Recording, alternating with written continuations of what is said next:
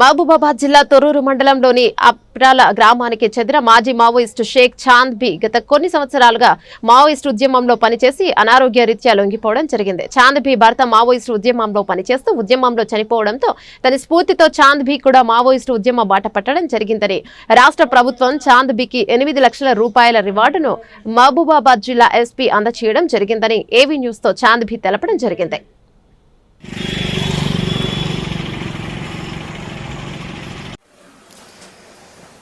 తొర్రూరు మండలంలోని అరిపురాల గ్రామానికి చెందిన చాంద్ అక్క కొన్ని రోజులు నక్సలైట్ ఉద్యమంలో పనిచేసి వచ్చారు. వారితోటి ఈరోజు ఏవీ న్యూస్ ఆధ్వర్యంలో ముఖాముఖి కార్యక్రమాన్ని ఏర్పాటు చేయబోతున్నాము. అక్క నమస్తే. నమస్తే బాదర్. తమరి చిన్నతనంలో తమరి కుటుంబ పరిస్థితులు ఎలా ఉండే?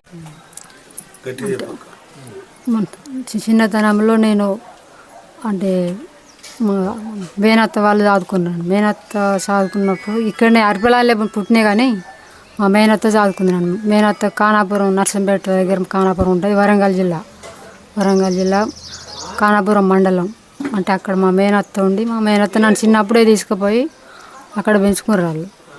అక్కడ దత్త తీసుకుపోయి పెంచుకున్న తర్వాత అక్కడనే పెరిగి చిన్నప్పుడు బడికి కూడా పంపిస్తే బడికి అప్పట్లో సార్లు బాగా కొట్టేటోళ్ళు కాబట్టి బడికి పోకుండా నేను దానికి భయపడి సార్లు కొడతానికి భయపడి బడికి పోకుండానే ఉన్నా ఇంటికన్నా.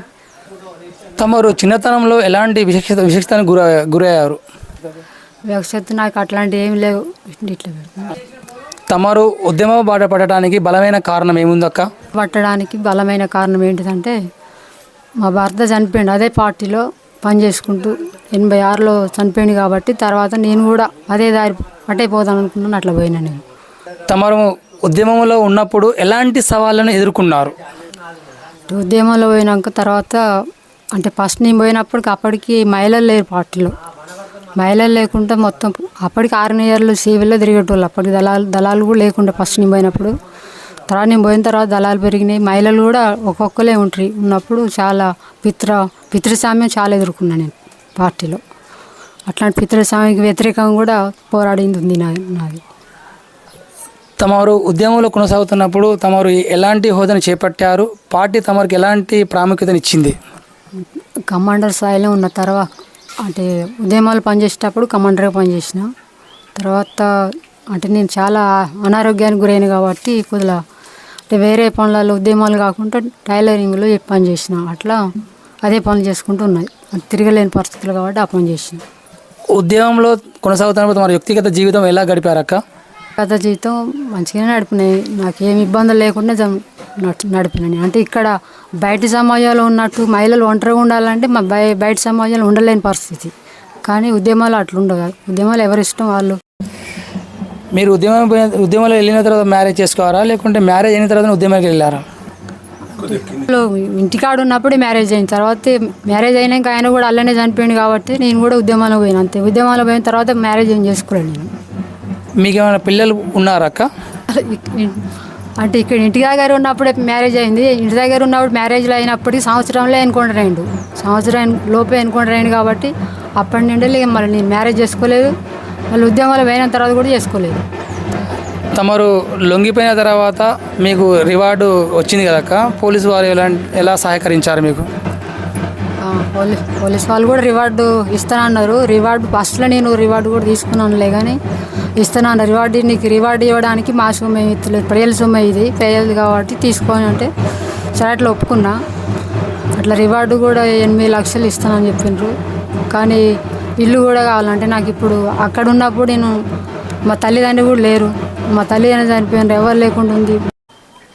తమరు ఉద్యమాల నుండి బయటికి రావడానికి బలమైన కారణాలు ఏంటి అక్క?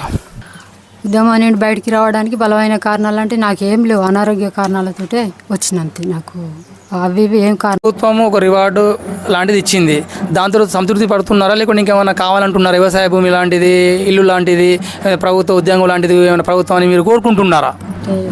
అంటే నీ వయసులో ఉద్యోగం లాంటిది ఇట్లాంటివి ఏం కోరుకుంటలేను, కానీ నా భూమి ఉంది సార్. నా భూమి నేను మా అమ్మ నాన్న చనిపోయినాక మా భూమి మా పాలోళ్ళు ఏం చేశారంటే మా అక్క కొడుకు అక్కడ ఉన్న పాలోళ్ళు ఇద్దరు వాళ్ళే 4 ఎకరాలు అమ్ముకుంటారు, వీళ్ళు 4 ఎకరాలు అమ్ముకుంటారు. అంటే నేను వాళ్ళని కోరేది కూడా నా భూమి నాకు ఇప్పిరనే కోరుతాను నేను వాళ్ళని. అదే నా అభిప్రాయం. అంటే వాళ్ళు ఇచ్చే భూమి వాళ్ళు ఇచ్చేదంటే ఎక్కడో గుట్టులో రాళ్ళే ఇస్తారు కాబట్టి అట్లాంటిది కాకుండా నా భూమి నాకు ఇప్పించిన వాళ్ళు అట్లా నేను బతకగలుగుతా. ఇప్పుడు తమరు జనజీవన సమాధిలోకి వచ్చారు కదా, జనంతో మమేకమై తన కొత్త జీవితాన్ని ఎలా కొనసాగిస్తున్నారు? అంటే కొత్త జీవితాన్ని అంటే నేను సాధారణంగానే ఇట్నే బతకాలనుకుంటున్నా. అంటే జనంలో ఇక్కడనే సాధారణ ఈ అమూల్యమైన సమయాన్ని ఏవీ న్యూస్కి ఇచ్చినందుకు మా ఏవీ న్యూస్ తరపు నుండి మీకు తమరికి ధన్యవాదాలు, కృతజ్ఞతలు తెలియజేసుకుంటున్నాం అక్క.